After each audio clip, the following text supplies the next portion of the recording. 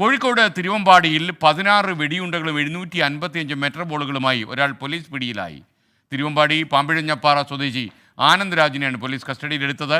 രഹസ്യ വിവരത്തിന്റെ അടിസ്ഥാനത്തിൽ പ്രതിയുടെ വീട്ടിൽ നടത്തിയ പരിശോധനയിൽ വെടിയുണ്ടകൾ കണ്ടെത്തി. രാഹുൽ സുരേഷ് കോഴിക്കോട് നിന്ന് മറ്റ് വിശദാംശങ്ങളുമായി നമുക്കൊപ്പം മോർണിംഗ് ഷോയിൽ. ഗുഡ് മോർണിംഗ് രാഹുൽ സുരേഷ്, പറയൂ വിവരങ്ങൾ.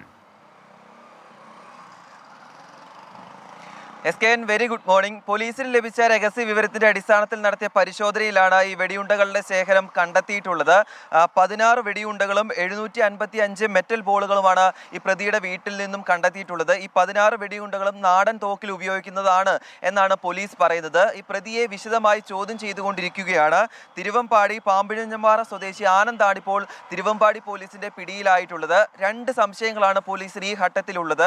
ഒന്ന്, ഈ വന്യമൃഗങ്ങളെ ആവുന്ന ആളുകൾക്ക് വെടിയുണ്ടകൾ എത്തിച്ചു നൽകുന്ന ഇടനിലക്കാരൻ, അല്ലെങ്കിൽ നേരിട്ട് വേട്ടയാടുന്ന ആള്. അങ്ങനെ 2 സംശയങ്ങളാണ് നിലവിൽ പോലീസിനുള്ളത്. എന്താണെങ്കിലും കൂടുതൽ ചോദ്യം ചെയ്താൽ മാത്രമാണ് ഇത് സംബന്ധിച്ചൊരു വ്യക്തത വരികയുള്ളൂ. ഈ പ്രതിക്ക് മേൽ മുമ്പ് മറ്റ് കേസുകൾ ഒന്നും തന്നെ ഇല്ല എന്നാണ് പോലീസ് ഈ ഘട്ടത്തിൽ പറയുന്നത്. ഇന്നലെ വൈകിട്ടാണ് ഈ പ്രതിയെ കസ്റ്റഡിയിലെടുക്കുന്നത്.